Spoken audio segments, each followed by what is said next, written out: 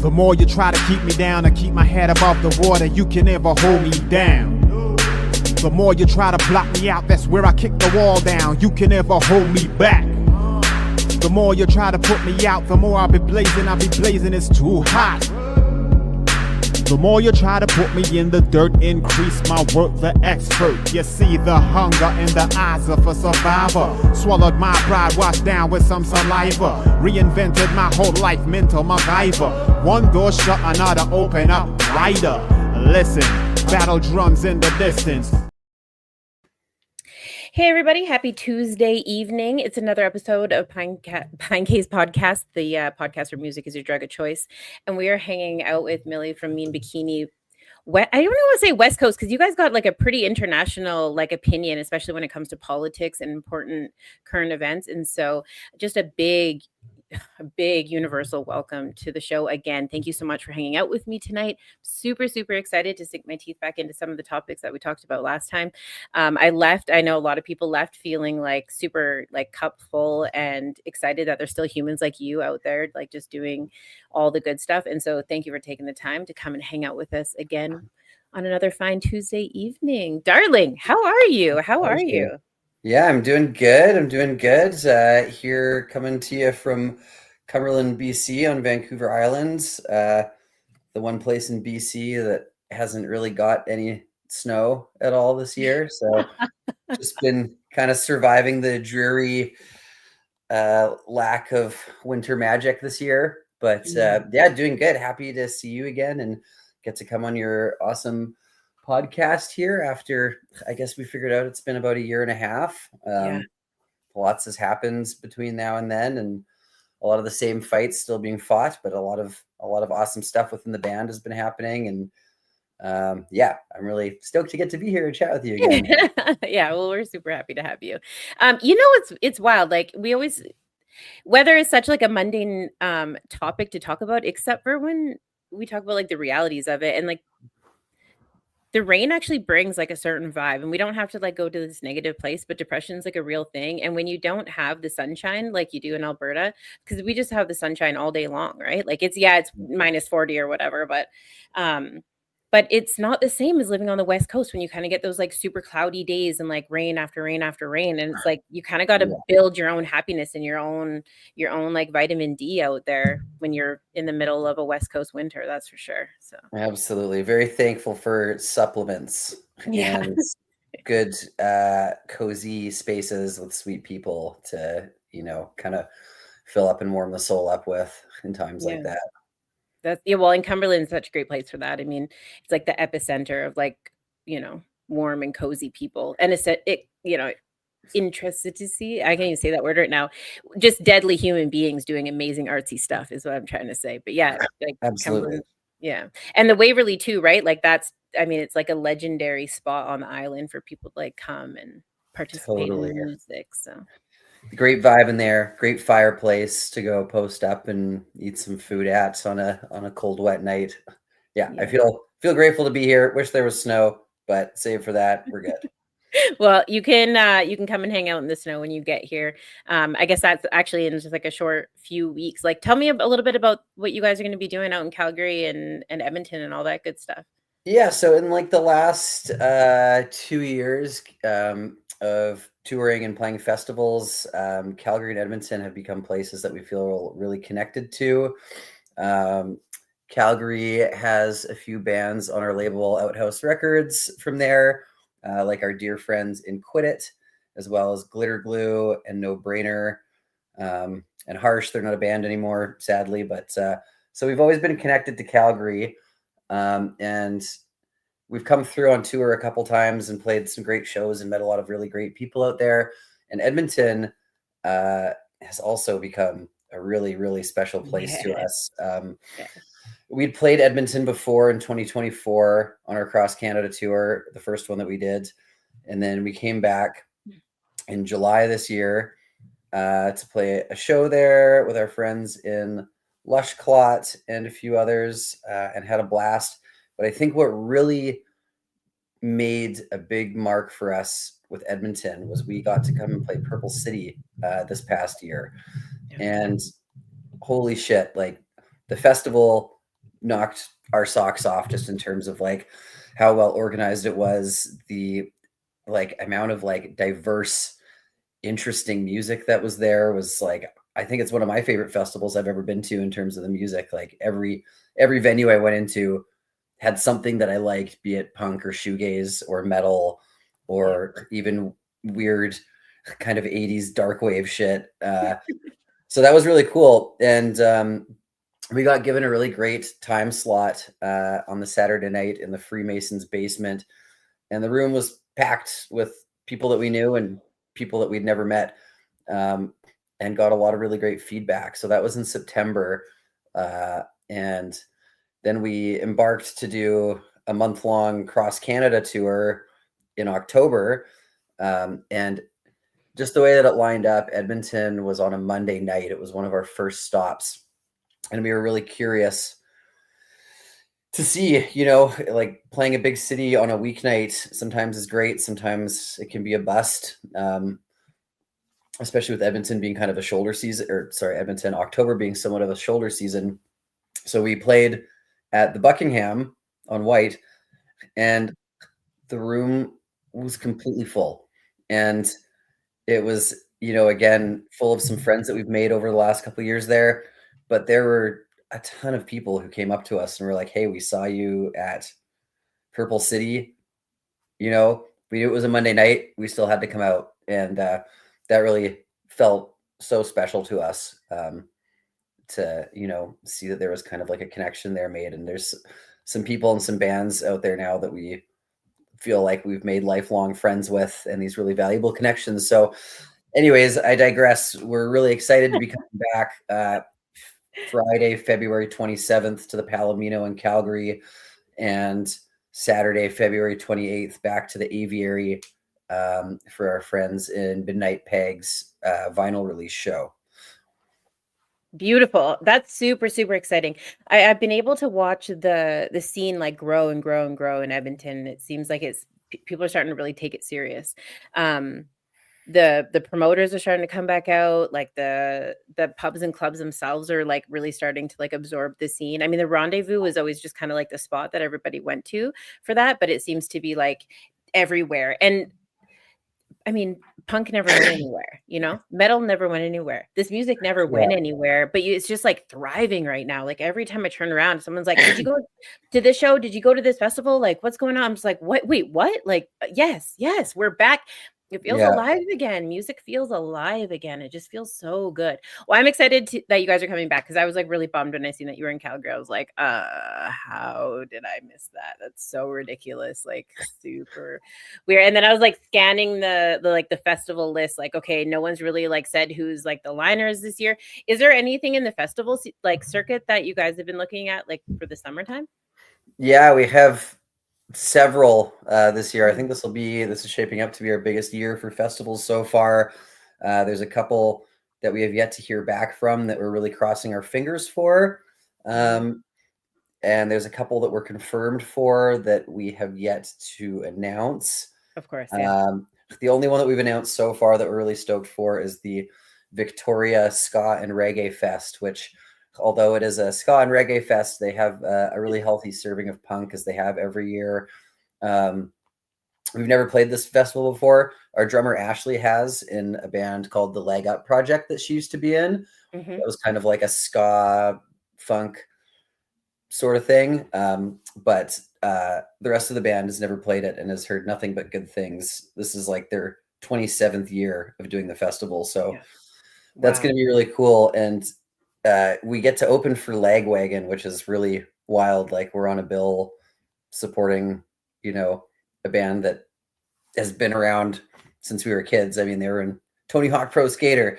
Yeah. So it's going to be a really cool one. And there's a couple festivals that will be announced soon that we're really excited to announce, because two of which are going to be our first time headlining a couple festivals that are out here in BC. So that feels really exciting for us to get to do.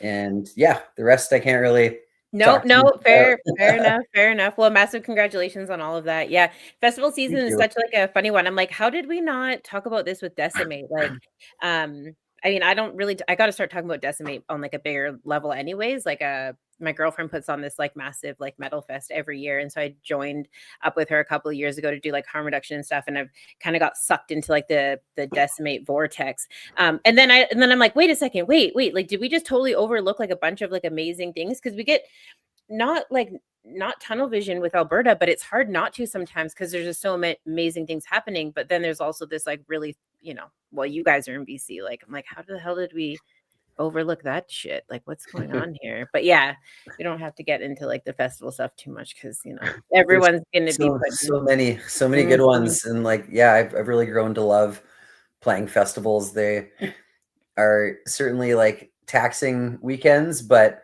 it's Yeah. so cool to see how individual each festival is, and oftentimes coming away with feeling really extra taken care of, and it's such a cool way to get in front of so many different musicians and people, and also expose yourself to so many different kinds of music on like a personal level. But like as a band, it's just such a fulfilling thing to do, to get to, you go play a show that's a punk show, see a bunch of punk bands, great bands, meet some cool people. You go to a festival and you get to just meet so many people from so many like adjacent types of music. And yeah, I'm stoked. It's Yeah, always no, it's such a cool thing too, and like you were saying, like to get to play the stages like with people that you admire, like that's where the festivals really I don't want they show their true value because it's like I mean, Victoria Ska and Reggae Fest is been amazing and like is definitely like a place to go, but to be able to share the stage with people that you like absolutely like admire, look up to, like I think that's a whole other. And then also like, with the youth too, right? It's like a melting pot space for people to come up. Like DJ Lion played that festival last year and it was like, dude, like, Mhm. do you know who you're standing next to? Like, are you old Yeah, enough to know who these people are yet? Because like this is such a cool thing to see. So yeah, no, absolutely. Cool festivals. idea And it's to rub elbows with some people that you might look yeah, up to. And also, yeah. that one's a cool one too, because there's so many different kinds of music. Like, never did I ever think that I'd see our band name on a poster with Souls of Mischief, like that's super trippy. That's so cool. Yeah, that's so cool. But that's the beauty of music, and that's like the beauty of like how it connects people, right? Like, I preach about it all the time, and I'm like, oh my goodness, like, you gotta like take it in for what it is and what it has done for us as like a society for like generations and generations and generations, right? We utilize it all the time as like a way to like connect with people that we wouldn't normally connect to. I don't think I've ever left a show without like making a new best friend, and even if it's just for like 5 minutes in the bathroom lineup or an hour on the dance floor, like you always leave that space being like, that was worth it. That was worth the sweat Absolutely. equity. That was worth the stress. That was worth all the, cutting off work or spending that last $100 or whatever. Like that was worth it every single time. Hmm. Such a beautiful thing, right? Yeah. Yeah. Absolutely. Yeah, it's been really cool. As we were chatting kind of before the show, in like the last year, I've got to work for a wonderful organization called the Foundry, which they have all over Canada. I've been working Yes. with one in the Comox Valley here as an outreach worker.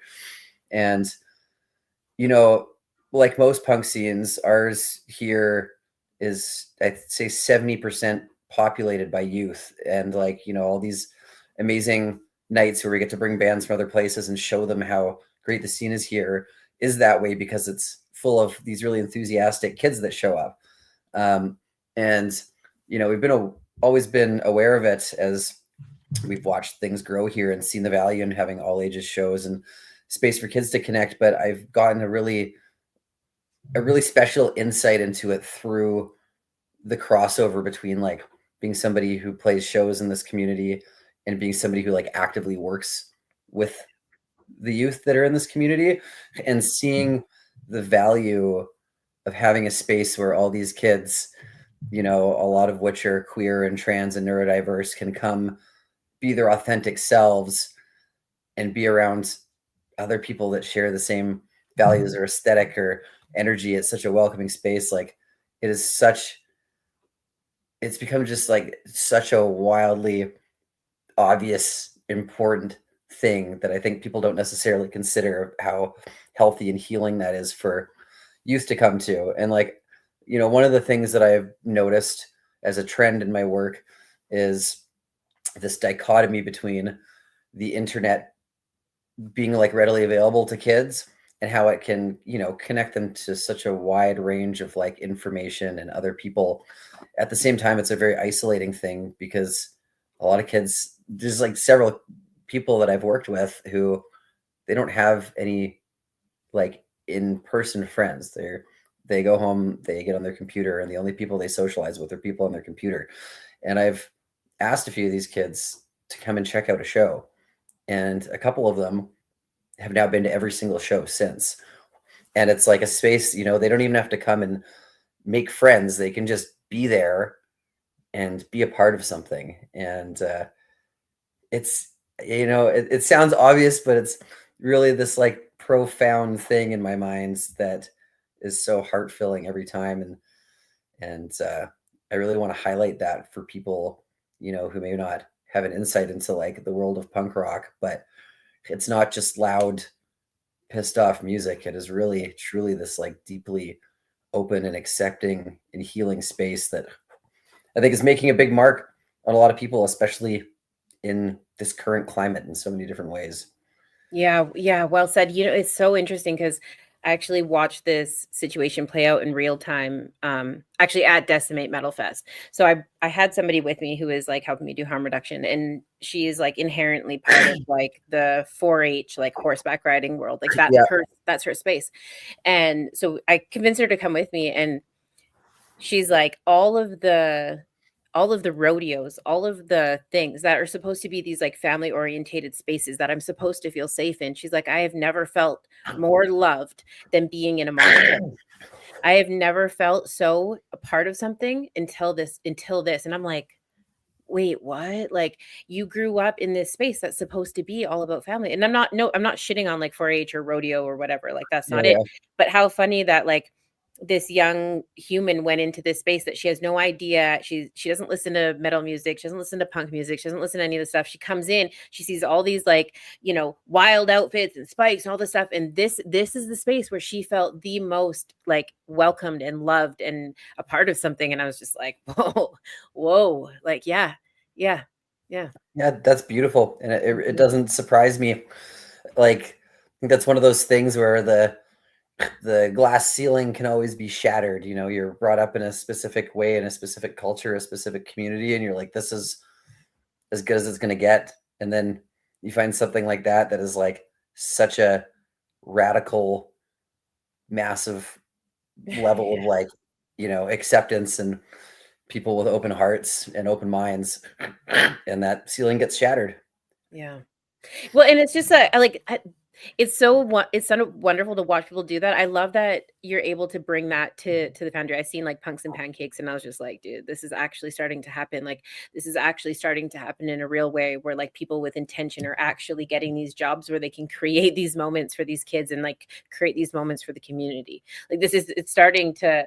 I mean, this is like little kid Kalisha that always knew that music would like change the world and have this profound effect, like, okay, it's going to happen. I know it's going to happen. But then now we're like, I'm old enough to see the people that thought like I did start putting it into action. And it's just like such an amazing thing. Massive shout out too, by like even putting that space together for these kids. No, thank you. Yeah. I feel really, really, really fortunate to get to be in a place in my life where like my livelihood and my passion are so interwoven with one another.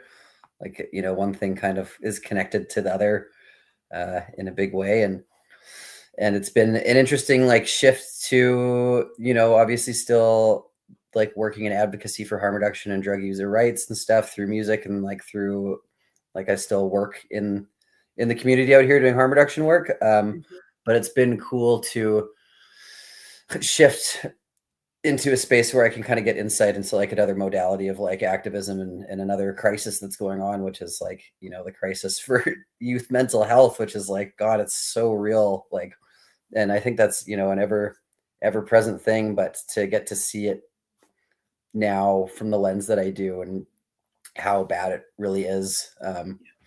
Yeah, it makes me even more grateful for spaces like punk rock shows and I was thinking actually recently, I've been playing in bands for a little over a decade now consistently, and back when I lived in Vancouver, like I didn't ever have a preference between an all ages show or a bar show, and I remember reflecting and thinking that I preferred playing bar shows for like absolutely Okay. no reason. And now, like, it really is like if you want to play a really energetic and good room, playing in all ages space, if you want to see like, the highest level of direct impact, it's all ages spaces. And it's nice to see that there is a lot of that going on. As I was saying, like we just completed our biggest tour that we'd done in October, which was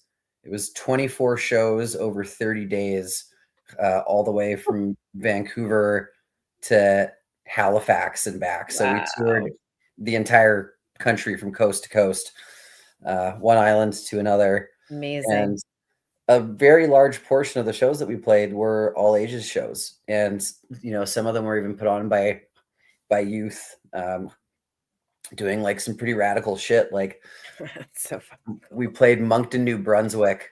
Okay. I think it was Thanksgiving Sunday in mid-October in the cold. I checked the temperature and it was 3 degrees Celsius, and we played a generator show under a bridge. And this was just put on and orchestrated by like young folks who are stoked on music and some band us that they'd never heard of. We're like, we're coming through. They're like, cool. It's a Sunday, whatever. We'll drag a bunch of gear out and make a show happen for you folks. And like, there was like probably 20 people that showed up, which for a Sunday night on a holiday outside, edging into winter was pretty good.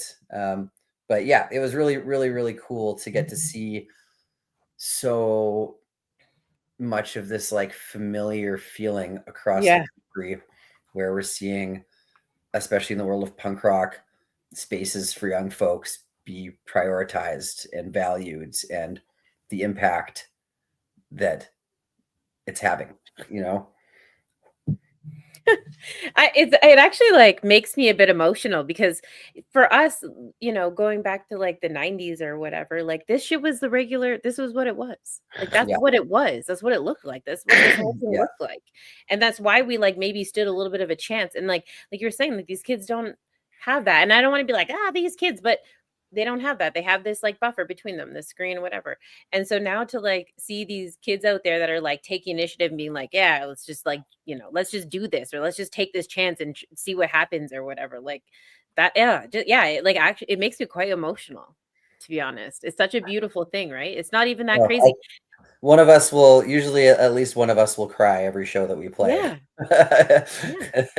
It hasn't become lost on us in any way, shape or form, how special and meaningful it is. And that's again, wicked, just, like, man. really always try and stay rooted in like gratitude for being in the position that we are to get to do this stuff, and get to do something that is important and meaningful to us, that just happens to have a positive impact on other people. Like what more could you ask for out of a creative endeavor? No, you can't really. And you can't really. I mean, my mind I'm still underneath the bridge, to be quite honest. Like I'm still outside with like the 20 people. Like I don't even, but gratitude. And it's super important to like be, to kind of reflect on some of those moments, because these career positions didn't even exist when we were that age, right? Like there was no social worker that looked like you. There was no one that worked at Foundry that like looked like you. I know that because I used to go to John Howard Society all the time. I mean, I was a product of their program, like honestly. And so they had like this independent living program that like I totally was a part. Yeah. Okay. So like, I and thank goodness for that, because that got me through to graduation. And I actually like I have mad respect for John Howard. It's like I don't even know if I can call it Foundry, because I'm not used to calling it that, because I called it John Howard for so long. But yes. John Howard like operates the Foundry. So yeah, John Howard is still a thing that exists, and yeah, I mean, the Foundry has like a ton of different programs within it, like outreach and counseling and substance use counseling. We run groups out of there. There's programs for caregivers. There's like peer support, and then through John Howard, connected in the same building, they have the youth forensic stuff, which is like working with youth in the justice system. And they also run a building out here called the Station, which has the Level Up program, which is like second stage housing for youth in recovery, as well as the youth independent living stuff. So there's a lot of good stuff happening in the realm of John Howard and the Foundry. And it's really cool to see that, like, and learn from working there, that like Foundry operates, or sorry, John Howard operates Foundry out here, but the Foundry is just a model that is all over the world. Like they have them in Australia, they have them in other countries all across our country.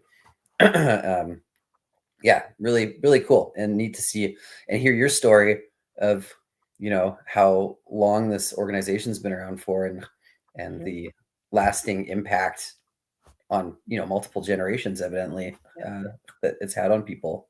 Yeah, I speak about it quite a bit actually. Like, so I graduated 2006 with honors, to be quite honest, and most of that was like arts classes. Thank you, thank you, thank you. I'll take it. You know, lots of that was like art stuff that we like shoved in at the end of the school year to like make it happen. And but that's what it looked like. Like somebody, yeah, they could have easily put me into foster care, right? That choice was like right there. It was like you're either going into foster care or you're going probably to like the ditch, like and I don't even mean to be like dramatic. It just like that's literally what it was looking like, right? And yeah, there was just like this amazing worker who like took a chance, and she was just like, look, if you keep your grades up and you meet with me on a regular basis, like I think we could get you funding to get you into like a bachelor pad or like a one bedroom. And like to me that wasn't even like an idea, right? I was just like, Yeah. just get me the hell out of this house. Like it wasn't even a thought. I was like, I'm at best I might be able to like live on my friend's couch or something, right? I never even thought of this. And then she was just like, I think that you could probably pull this off, and like this is what it's going to look like. This is what our expectation is of you. And that gave me so much confidence. It gave me like so much gumption, and it changed how I felt about how I valued myself, right? I went from like somebody who and not to say that kids in foster care don't have value, because they absolutely do. And there's so much beautiful stuff that happens in the right type of foster home. But in that moment, that choice that they took, or that leap of faith that we all, I guess, took together, changed really how I seen myself. And I went on to go to college after that. And then I was the front of house manager of the Tidemark Theater for 12 years. Like, I was able to give back to the community in Campbell River. And Yeah. though fundamentally, like those pieces, those building blocks, I still live with today. I mean, it's the reason why I'm so interested in going into addictions and community service work now, later on in life. It was too close to me maybe back then, but I've worked through a lot of that stuff.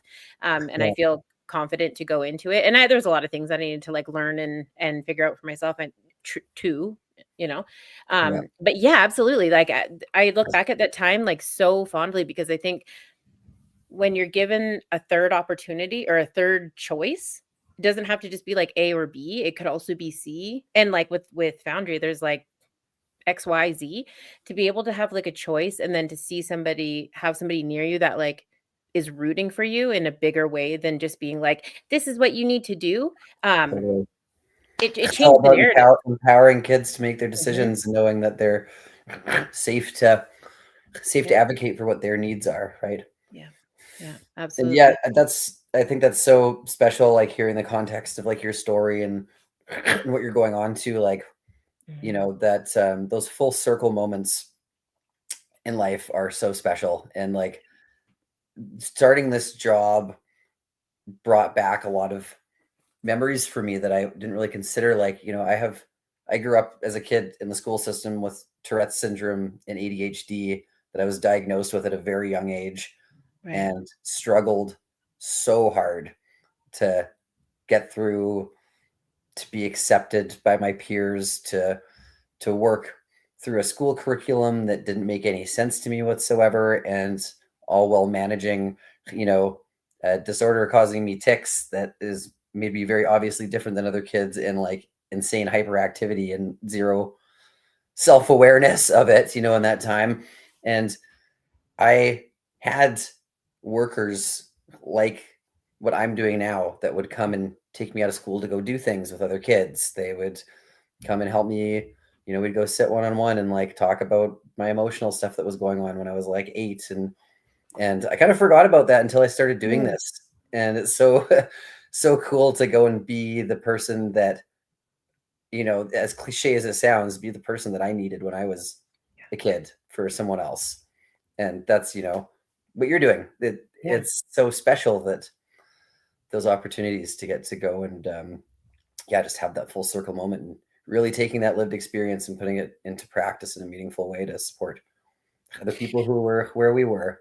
No, it's such a beautiful thing. I just love it. I just love it so much. And I love that the image of it has changed, because it used to be a little bit intimidating too, right? Because it's like, okay, these people don't look or smell like me. Like, they're cool and we're here and like we're out in the community doing stuff. I also have like memories of like being outside of school with them and being like, this is kind of cool because I don't have to be in class right now. So like, that's really neat that you also have that.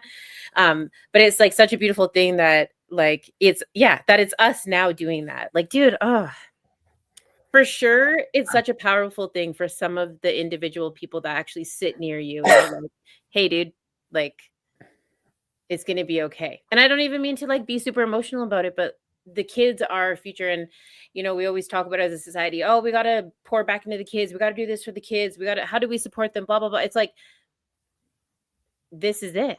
Like, this is it. We finally are getting like some of the right people in there. I shouldn't shit on anything that's happened in the past. I don't mean it like that.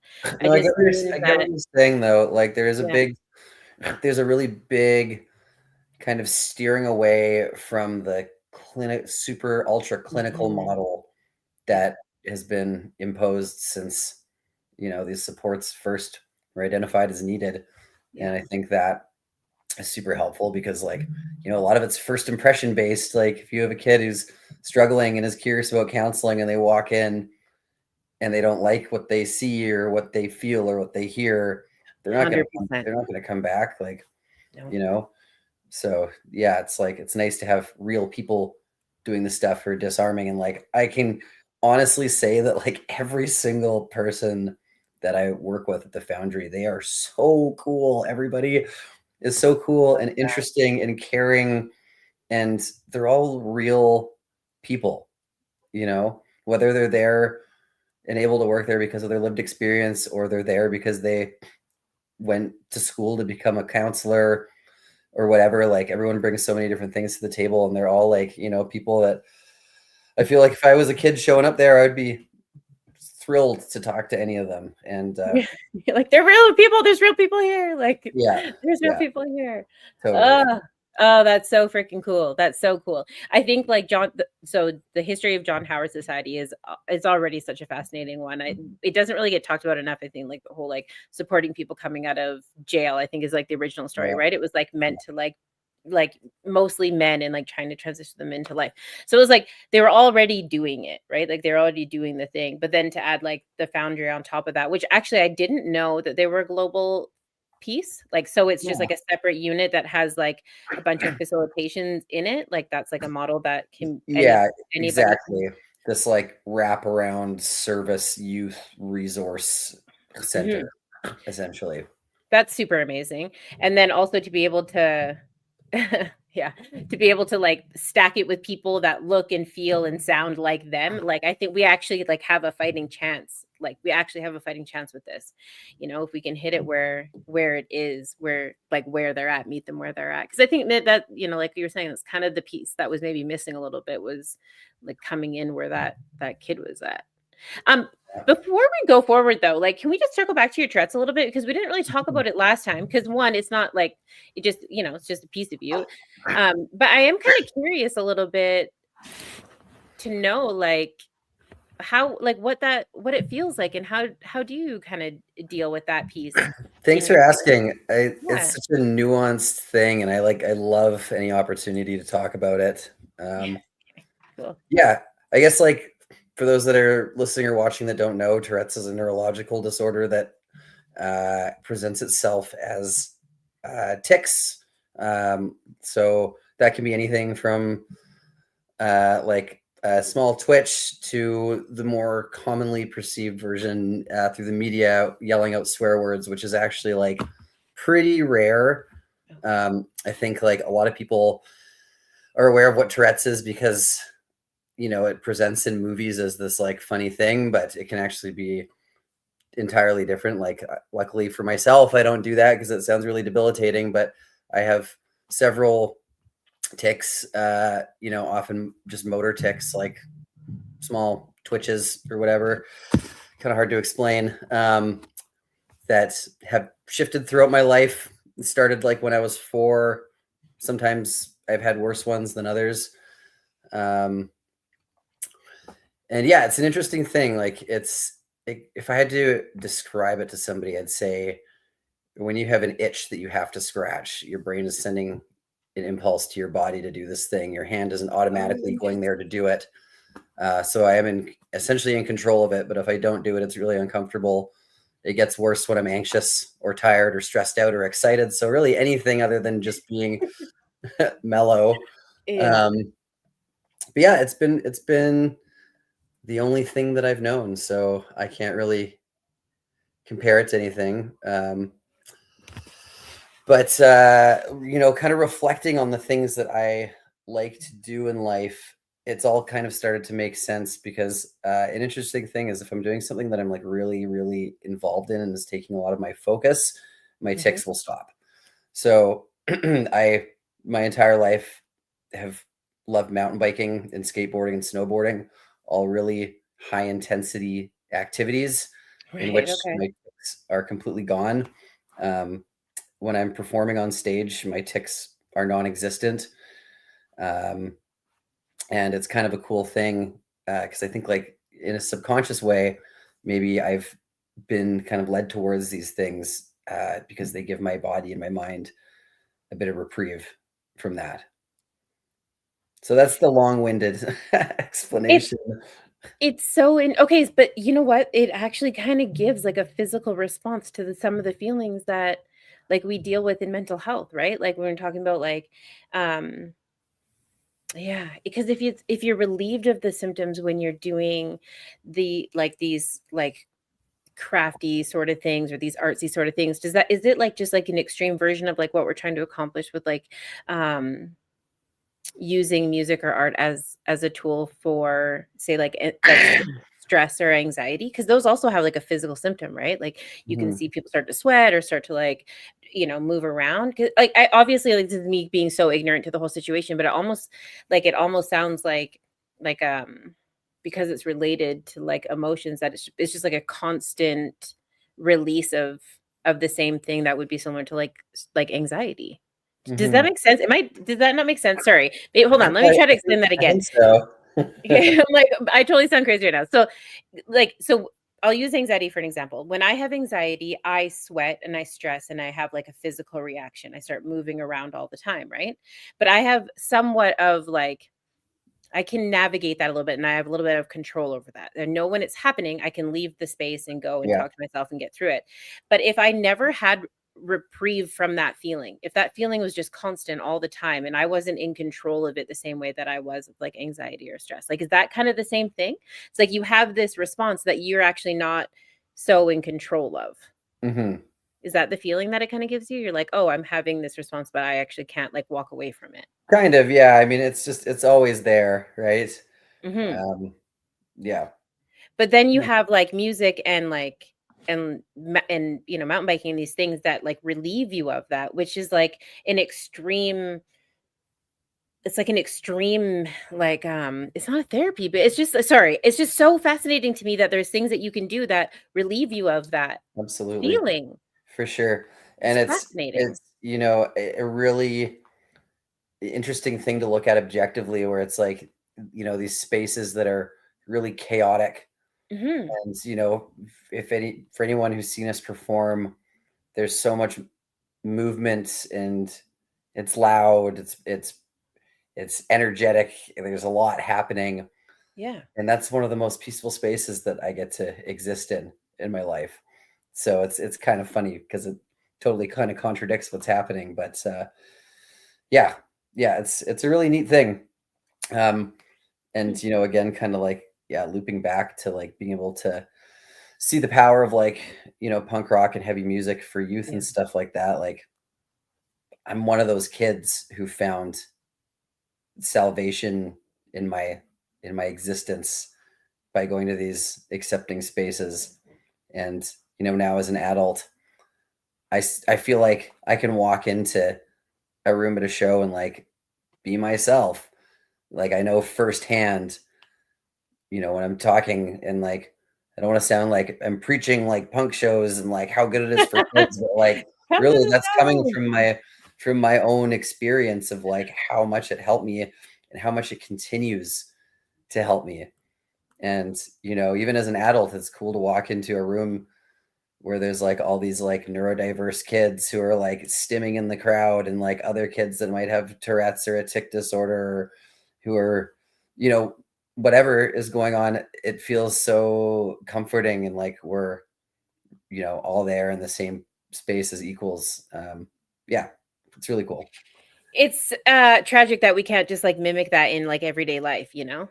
It's Hmm. like it's bizarre that like we haven't found a way, or maybe this is the way, like music is the way, and I'm like overlooking it, or like we have created the space, Felicia. They already exist. It's called music, right? But it's I don't know. It's really cool that you have like some sort of reprieve, I guess. So as a kid, I don't know if I would know how to approach the situation at all. And then as an adult, I'm like, this dude's got like a built-in icebreaker. Like this is fucking rad, you know? I mean, it's lent itself to, I think, my on a personal level, my ability to be my authentic self in any space I go Mhm. into, because like I can't hide arguably the most obviously different thing about me than other people. So why hide Yeah. anything else? And like I've been able to carry that for a lot of my life. Like obviously I felt alienated as a kid a lot of the time, but were also a lot of times that I was like, fuck it. You know, this is this is me. I can't hide it. So I've gotten to, like, fortunately, although it's, you know, I struggle a lot, as everybody does. I feel like have a pretty good grasp on like being able to show up to most spaces in my life, and have for a long time, as my authentic self, because I can't hide Yeah. that I'm different. So Just forces you to do that. Oh yeah, that's yeah. It's interesting because the first time we talked, I don't even really know if I noticed, to be quite like to be totally truthful. And maybe that's because in those moments, like I wasn't prepared enough, um, like even as an interviewer to be like, "Hey, hi, how are you?" I was just like, "Oh my god, he's here. This is crazy. I gotta have like this conversation. Da, da, da, da, I gotta get through it," you know? Until maybe later on in the podcast when we started talking about like harm reduction and things that felt familiar to me. And then I was like, "Oh, okay, cool." But again, I'm an adult. I'm just like, yeah, fuck whatever, dude. Like people got things. I don't know. I do crazy shit and I don't even have like an excuse for it. So like, you know, so yeah, everybody's got something. yeah. I appreciate like your candidness about it and talking about it, because yeah, it's just not something that I'm like super familiar with. Although I do have a friend who has it, but his is like very specific. So obviously don't want to talk about it when he's not here, but it would be like like stomping a foot, or you know, it Yeah. wasn't like facial, it was very just like Mhm. his motor skills or whatever. And it would always come at like the most inappropriate times too, when it was like, oh, we gotta be quiet, we gotta like sneak through the house. Then he'd be like bam, bam, bam. And I was like, dude, like Yeah. trying to That's get that like anxiety about having to repress it in a space definitely does make it worse. Like if I have to be quiet, oftentimes they'll go the opposite direction unintentionally. Yeah, it's interesting. It's really wow. connected to anxiety and some OCD stuff that I think a lot of people with Tourette's and ADHD have. Um, and yeah, it's an interesting thing, and I'm grateful that you asked, because Mm, I feel like it's like a privilege and an obligation yeah. that I have to share information about something that there's so much misinformation out there about. Yeah. I've seen it too. I've also seen like some weird people being like, "That's fake. That person's not. That's not real." And maybe it is. I don't know. Who am I to like ever know what the hell what the internet is doing? But I always just find it like really strange when someone's like, "That's not Tourette's," or like that's and just like someone trying to like do I've a had people say that drive-through to me order. I'm like, before in the past.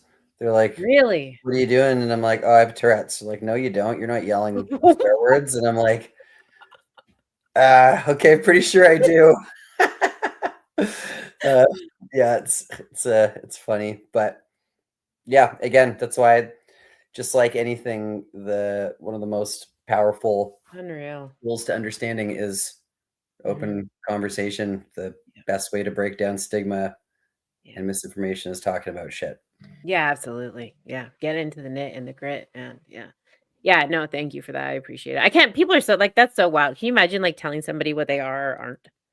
Which I guess All the time in the world. as that exited my mouth, I immediately was like, wait, it's like it's what's happening all around the world right now. Like what is going on? We don't have to get into the politics, although I do want to touch a little bit about like the post that you guys put out as a band. I found that fascinating. I was like, "Look at this." It's like it's like, "Hey guys, we hear and we see and like we're going to acknowledge this. We know that some of you guys are down in the States right now. Like some of you guys been living in the States this whole time and no one cared and now they do care." I was just like, "Dude, who are you guys? Like how did that come up and when were you guys like we need to address some of this shit publicly?" Well, I mean, we've always been a band that uh, wants to use our platform to talk about Yeah. what's happening in the world. And it did come to our attention fairly like in the last year that, like, yeah, I think over half of our people that are listening to our music online are in the States. Wow. Okay. And we have some really dear friends down there, in like friends of the band as well as friends individually. We have a band down there that's on our label called Shame Banger, who are some of the most amazing folks, also big activists. And obviously, like, yeah, everybody can see what's going on. There's a big magnifying glass, which is fantastic on what's happening down there. Um, and yeah, I guess it just felt like an issue that's affecting people that we love. It's an issue that's affecting people that we don't even know and people who may be connected to us and human beings in general who are getting crushed under the weight of fascism, which is something that we directly, as individuals and as a band, have always opposed. So it just seemed like a good opportunity to, I don't know, speak about it. I think yet, just like we were talking about before, like talking about things that are happening is the one of like the most powerful things to combat the stuff that's going on. And like, what is a post on Instagram really going to do? I don't know, but maybe it will connect with somebody. Maybe it will make somebody think twice about Mhm. their views or educate themselves a little bit more on what's happening. Um, Yeah. yeah, I think we all just agreed that it was something important to make mention of, and I'm glad that we did. Well, when I seen it, these things don't often really affect me, although I appreciate what they stand for and like what this looks like. I'm a product of immigration. My dad was born in Jamaica. I mean, it maybe didn't look the same as what people are going through right now, but we all did. Like, unless you're First Nations, like we all came here somewhat kind of the same way. And the fact that it's even like happening in 2026 is like totally wild to me. But when I seen that post, I was like, wow. Like, holy shit. I mean, that's what punk is anyways, but also like why is it punk to talk about shit that is important to people and like humanity? Yeah, yeah, I know. It's kind of wild that people have to consider it radical thinking to lead with compassion. Yes. But that's what it is. Like this is literally the space that we're living in right now. Like this is what because when people talk about it, it's like, oh, they shouldn't be talking about it. It's nobody's business. It's to keep your opinion to yourself. I mean, I haven't even started in with the Super Bowl stuff. Like, dude, oh my god, my DMs were like blown up about like, you know, um, the whole like what is America type of thing. It's just like, were you not in the same bullshit ass history class that I was? Like, fuck, man. I barely went to school, and I'm telling you, like, we all knew what America looked like. That Yeah. it's been one space for like a long time, right? And so, yeah, it's wild to me that this is radical. I'm there with you, but it is. I mean, but so was Pride, right? Pride was really Yeah. shouldn't be talking about that either. Shouldn't be having these conversations. And who are you? And I support blue collar. Oh my gosh, I'm like such a big advocate for like what blue collar stands for in especially in Canada. Like, it's the backbone of our society. I talk about it all the time. But here's what's wild. When I talk to these guys and I'm like, well, what do you think about this? What do you think about Pride? What do you think about this? What do you think about that? Because I've been made to think that you guys all think this is like totally left wing and that's gross and and they're all like, I don't give a shit. Like, I don't give a shit. I'm like, huh. I mean, Okay, so then it's hard to, I think, and this isn't like saying anything against what you were saying, but having that generalization yeah. of blue collar people are going to see this in one specific way is just as harmful as them thinking that all Pride events are bad, right? But this is what I'm saying then, like, who are the people that think that this is not a great thing? This, I guess, is like, I mean, it was an ignorant way to say it, but like, who are the people? Because if that was the one group of people that we were supposed to believe really had that narrative's back and they're like, dude, Yeah. like we're all just trying to make our paycheck. Like what? Then like who is really like pushing this narrative then? Totally. Because the old people don't really give a shit either, right? Like they're just trying to figure out where their last couple of like pension checks are coming from. Like who is actually agreeing with this? Mhm. And why is this post radical? Because it's not, but it was very loving. I thought it was a very nice touch. I appreciate that. Mhm. Yeah, I actually had a really weird interaction earlier this year, this winter, that I feel like kind of just fits into this. I was on a chairlift going up Mount Washington at the beginning of the season when there was still some snow up there. And I got on the chair, and there is this, what I'm presuming was a family sitting on the opposite end. And it was like a dad, probably in his like 40s, and what I'm guessing were his two late teens sons.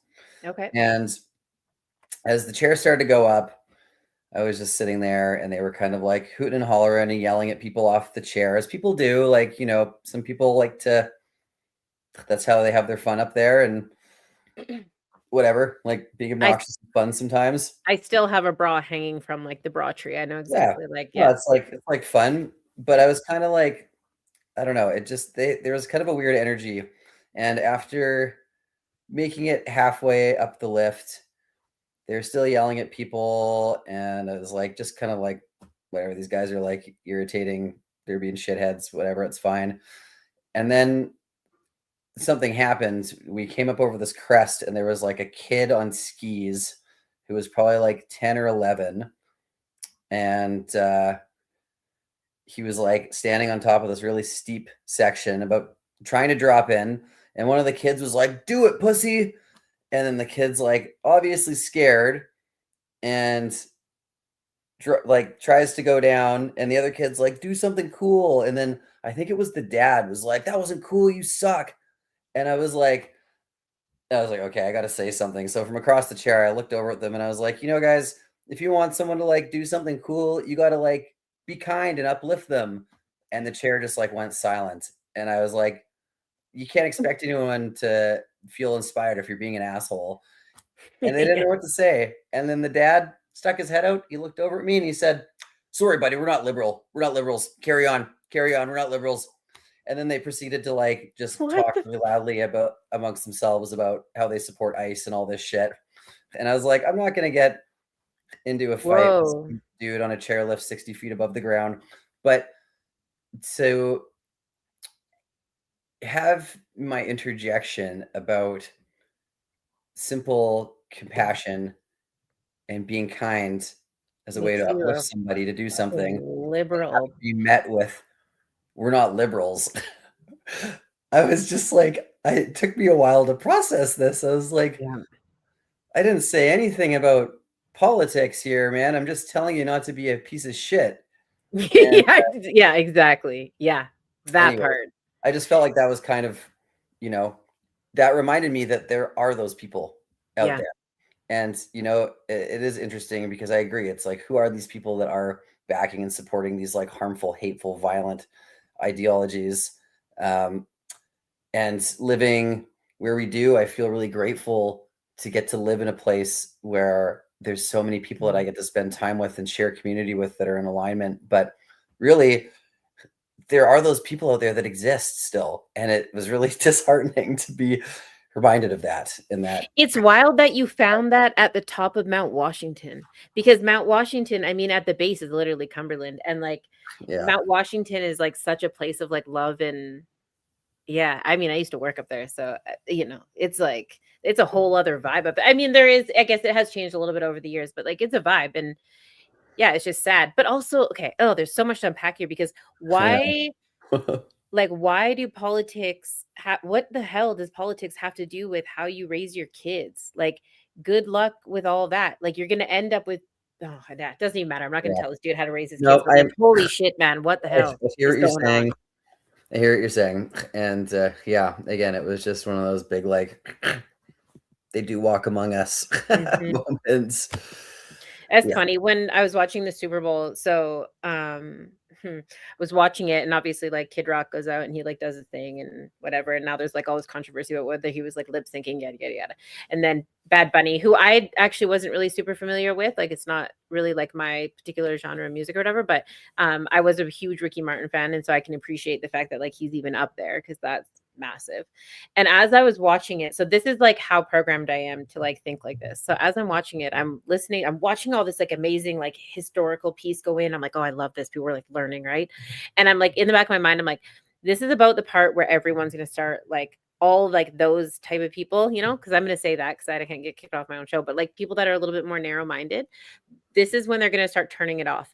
And right as I'm thinking this on fucking cue, the whole lineup of beautiful women just start twerking the shit out of the stage. And I was like, that's so funny. It's like someone knew, like, we can push it this far, but you have to, okay, now bring in Yeah. the butts, like bring in the twerking. Like, yeah.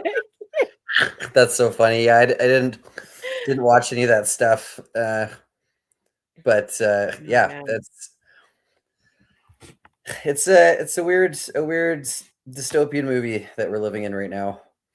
Yeah, actually, like all the people are like, it's assimilation. I'm like, you guys are all tripping out, man. Like, and I'm like, I've been on like the whole conspiracy theory since like before YouTube was a thing, like back when we had to like rip torrents and shit like that. Like, so I'm like on like the OG part, but yeah, I mean, how is it not now? At this point, like, how is it not? Like the minute that they put him into office, and like our dude was hanging out with Katy Perry for a minute. Like, I don't even Yeah. want to give them names because it's just like whatever, but like what is going on actually though? And how many things have to line up for this to be a thing? I just want to Weird. take this opportunity just to say to like anybody listening, Mhm. I just want to remind you of the importance of like being aware of what's happening and the information that's going on, the information about the things that are happening in the world. It's so important to be aware and being able to pick the things that you want to fight for. But it is so important to take some space to go inward and to drop out of all the noise of all the stuff that is happening around us on our screens, in the news, and take a minute to give yourself a little break and let the nervous system come back down so we can take care of ourselves and take care of each other, because it can feel like banging your head against a wall and it can feel really powerless to constantly be fighting for what we believe is right and against all the shit that's going on. But we cannot do that if we are not taking time to breathe and taking care of ourselves. So just let this be a little reminder to practice some of that self-care and take a little bit of time to tune out and nourish yourself a little bit. Yeah. Yeah. I think it's really easy for people to forget that because there is so much noise going on and so many things, whether we choose to be aware of or not, that get shoved down our throats. And yeah, it's just really important to care for ourselves. Yeah, and it can look like so many different things, right? Like, I mean, I'm really blessed. I have horses, and every day, like, I go out there for about 4 hours, and I leave my phone in the car. And so I have this like little piece of paradise that I get to be a part of. But it doesn't have to be that massive, right? It's like pouring a glass of water and going outside and drinking that water and like being outside for a long enough to finish that glass of water, right? Like, Yeah. just doesn't have to be massive. It can be little and feel massive. It's like so important. Tim Steinrich comes on here quite a bit, and or not quite a bit, but he's been here often enough, and he just released this new book called Disciplines, and it's like just a few ideas of what like those moments can look like, right? Like, just to have that little bit of reset, because we use all these like fancy trendy words and like being mindful and this and that, and I think it gets like overwhelming, even like to like understand how to do that. Like, how do I do this? But it can really just be like, you know, deep breaths and, you know, Can be counting to whatever 10. you need it to be. Yeah. Yeah, absolutely. Yeah. Like, Like putting your phone in a different room for a little while, right? None of these need to be like massive things. It can just be little and feel massive. No, I appreciate that. Even I was like going off about the Super Bowl there for a second. Like, thanks for bringing me back to reality. it's all good. That's awesome. Oh man. Yeah, it's such a pleasure hanging out with you, honestly. I was looking at it today and I'm like, there it feels like a million years ago. I appreciate you taking the time to do it the first time, right? And I'm glad to have you back. The last time we got into like such like a crazy conversation about harm reduction, and I left that conversation being like, I need to learn more about what this topic even like looks like, because from province to province, it looks so very different. And Mhm. now to hear that you've gone into working with the youth a little bit more, and you're able to bring in like, a bit of arts and culture to that space, like you just, I guess what I'm trying to say is that it's an honor to be even near you in these moments, right? I mean, it's 2026 and things are like actually flailing around, and to know that there's like still people that give a shit is really important, and that you're willing to like take the time and come and hang out with us and talk about some of these things, and show people that, like, again, these moments don't have to be massive, right? Like, you do this in your career, which is amazing, but we can also take time out of our day to go and like support our community and have a little bit of an impact, or a big impact on like society. And so yeah, thank you so much for coming and hanging out with us again, and having. Absolutely my pleasure. Thank you for creating and using your passion to create a platform where people can talk about this stuff. Because again, like, I really do believe that conversation is, such a powerful tool for bringing us together and supporting one another and ourselves. And it's really nice to get to come and chat with you. Yeah, absolutely. Before we get out of here though, oh, sorry, go ahead. Oh, I was just gonna say, it is an interesting time. Like, for those that are listening elsewhere, and I know that we were kind of talking before the show started about what's been happening in Alberta with harm reduction services losing funding, a lot of places closing. Like, I know this in 2025, Alberta lost their last or only overdose prevention site, which was in Red Deer, which is like a huge loss. That's such an important one of the most important services that like a province, a place can offer. Is harm reduction as a place for people to use and be supervised. But in BC, actually, at the very end of January, BC being regarded as one of the more progressive provinces for harm reduction stuff, we actually just took a massive step back. We had a pilot program that I guess was started in 2023, because that would be 3 years ago, which was a decriminalization of substances for purpose of personal use. It was like 2.75, I think you were allowed to carry on you or something. Something like that, yeah. Yeah. And the purpose for this was to destigmatize drug use, to take need for funding away from police to needlessly hassle people who are already struggling, and put some of that money towards easier routes to recovery, to give people an opportunity to seek out recovery and not have to feel Yes. like they were going to get penalized. Yeah. And the province just, it just ended on January 31st. What? Yeah, it was a 3-year pilot program, and they did not renew it. And Whoa, I didn't know one that. of the fucked up things about this is that they didn't release any sort of statistics explaining why this was a failure in their eyes. There was no stats, there was no proof or evidence as to why this wasn't working. So now, going back to recrim, as we're calling it, we're going to see a lot of bad things happening. We're going to see, police being able to abuse their power again. We're going to see people feeling like they need to hide their substance use, leading to isolation, and people overdosing more because of that. There's a whole bunch of stuff that's going on, and really it just feels like a big slap in the face to everyone that's been fighting the fight to push forward rights, supports for drug users out here. Yeah, and it's the people who, I mean, fentanyl was not our fault.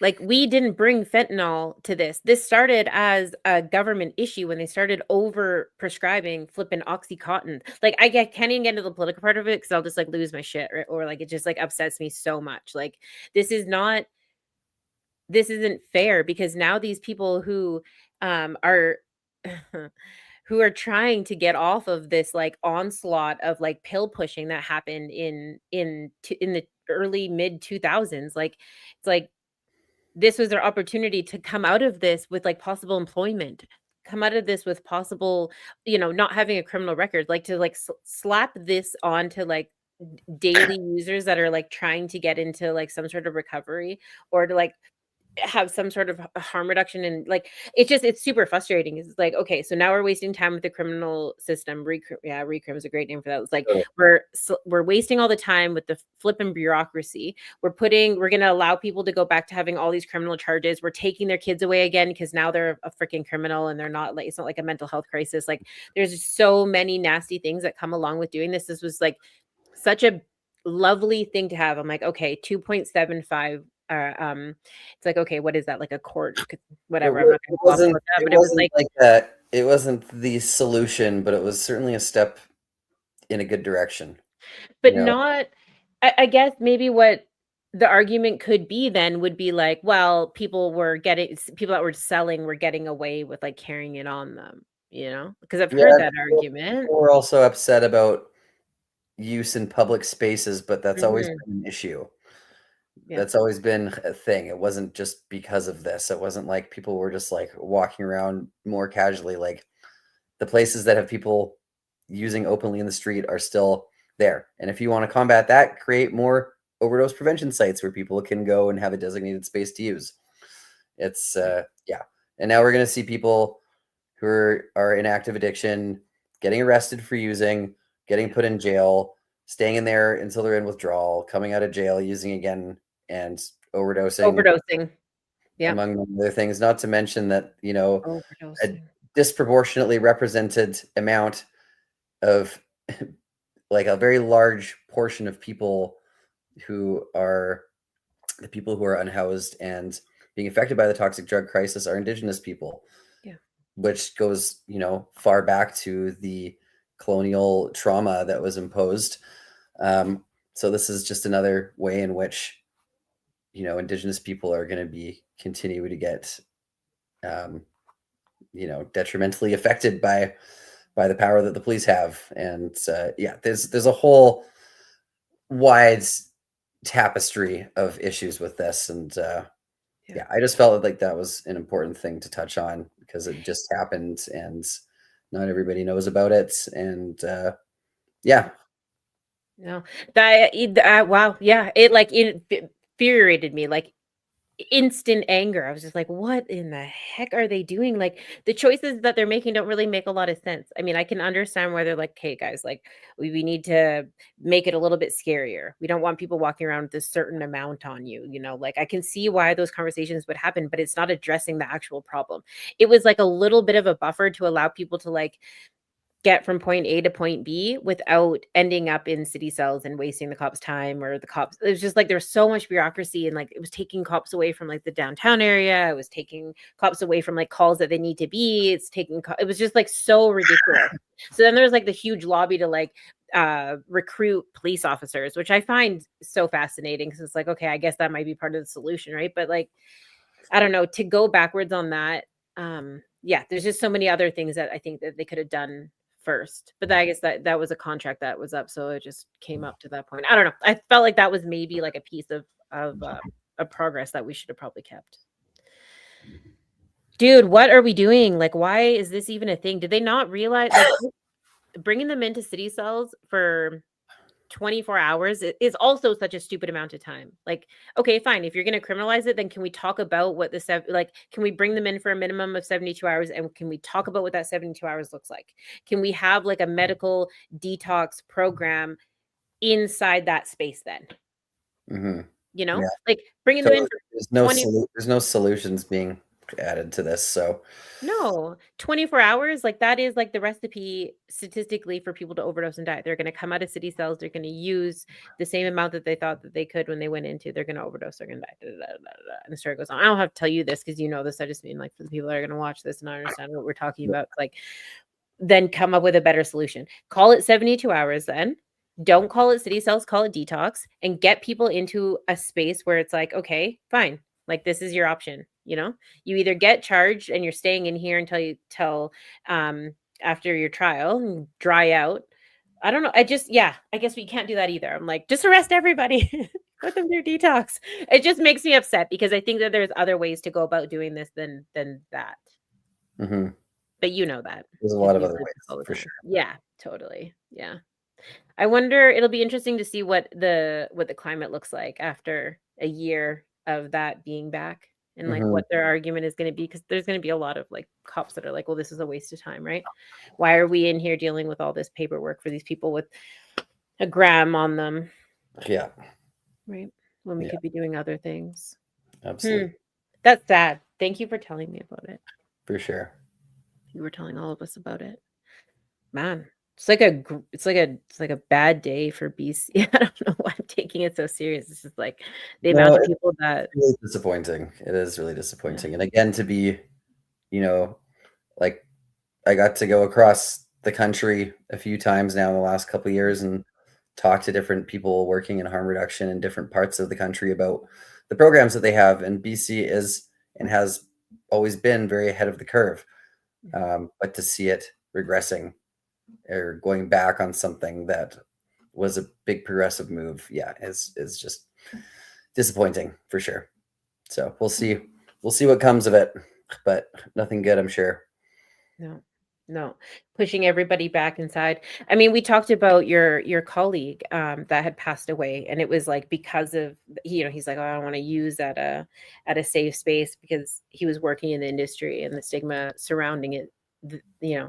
Then it's like doing that, and not to use him as an example. I'm just saying that like he was working in the industry with access to these resources and these safe spaces. Like, what happens when we shove all these people back into their houses and lock the door again? Yeah, exactly. It's freaking heartbreaking. For sure. I think I do have to start wrapping up here. Yeah, of course. But this has been an awesome conversation. I feel like we got to talk about a lot of great stuff, kind of like carrying forward from our conversation that we had last time, and expanding on some good stuff. Yeah, absolutely. It's always a pleasure to have you here. Before we get out of here, I want to remind everybody that if you guys are like having a rough day, you can text into our warm line or call if you want. It's 250-289-3948. Somebody will answer. And I say that with like a little bit of a joke, but we have beautifully trained professionals waiting on the other end, whether it be Calico or myself or one of our lovely volunteers. The phone is available 24 hours a day, 7 days a week. The number is 250-289-3948. You can let us know what city or town that you're in, and we'll be able to find the resources in that space, and hopefully walk you through some of the process. So let us know how we can help you in that regard. hashtag 988 is still a thing. Suicide prevention is super, super important. We need you guys around in order to accomplish anything. And please know that like we care and that, you know, we're around. So hashtag 988 is it's national, I guess. It's for Canada and the States. Hashtag 988. That will get you through to the suicide prevention line, and 250-289-3948 is the Pinecase warm line. It used to be my trap line, but it's we do a little outreach on it now. So thank you, Calico, for popping that in the comments. I do appreciate it. Thank you so much for hanging out with me tonight. It's absolutely an honor. Thank you so much for bringing all the information, all the a little bit of the politics stuff, current events. I was like, I get, it's not like school, but it's definitely sitting in class and like learning some things. I adore you so much. It's super nice to hear that you guys are out doing your thing. You'll be touring. You'll be in my neighborhood, so we'll be happy to see you when you roll through Edmonton. Please come through. It'd be great to meet you in person. And yes, thank you again for giving myself and other artists a platform to talk about this stuff. It's super important, and I love everything that you're doing and feel super grateful to be here. Thank you. Well, the pleasure is all ours. And like I said, I'll be out there for sure. We'll definitely be connecting in the next couple of weeks. I'm super excited to come out and see a show and just dust off a little bit. Yeah. You guys for hanging out in the comments and all that good stuff. Thank you so much. Taking the time to hang out with us. Two kids talking about our childhoods and all the cool stuff we get to do as adults. If you guys have any questions about the show or where you can find any of this information or where you can see or hear Mean Bikini, just let us know. I'm more than happy to send all the links your guys' way so you can go and check it out. Again, a massive thank you to Calico for setting this all up and dropping all the information in the comments. You guys take care of each other, stay safe, and we'll see you next Tuesday. Please stay strong. The further you take my rights away, I'ma run to it, refuse to hear my voice. Speak loud when I spit it, but you don't get it. You just wanna be a side critic. See somebody else showing hate in the side of the road with it. Now how would you feel standing on the sideline and watch the color of a nation deteriorate over time? The flag real high, but compassion 6 feet below. Now you're searching for that justice that decided to never show. Deny my place, I'm back with a trace. Keep up the pace, tight lace, game face. Get back in the race. Whatever they did could never be undone. Every dark night ends with the rising of the sun. Squandered every wealth that's built from the mud. Squandered every wealth that's built from the blood. Squandered every wealth that's built in chains. Stolen from the ancestors running through my veins. With the strength of 1,000 lion and the strength of 1,000 giant, please stay strong. Please stay strong. With the strength of 1,000 elephant and the strength of 1,000 tiger, we stay strong. We stay strong. We stay strong. I can see, run to the light at the end of the tunnel winner. We stay strong. I can't breathe. We're gonna get oxygen without the justice system. We stay strong. And I know, gotta keep my head together. We stay strong. Don't doubt me, please don't doubt me. We stay strong. Tell me how can we be strong if we still shooting? Tell me how can we be strong if we still looting? Tell me how can we be strong if we still hating? Please tell me now, please.